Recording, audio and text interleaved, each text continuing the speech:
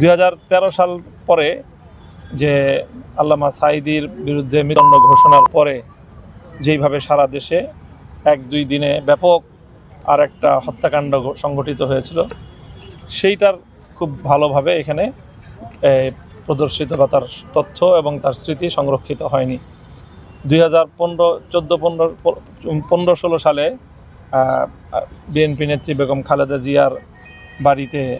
বালু ট্রাক দিয়ে আটকানোর পরবর্তীতে সারা দেশব্যাপী যে আন্দোলনটা হয়েছিল সেটাকেও ঠিক ওইভাবে এখানে তুলে আনা যায়নি। আর এরপরে হলো 2021 সালে মোদি বিরোধী যে বড় আন্দোলন ছিল, এবং সেটি শেখ হাসিনার সময়কালীন বড় বড় আন্দোলনগুলোর তিনটির একটি 13, 21 এবং 24-এর তিনটি বড় গণ আন্দোলন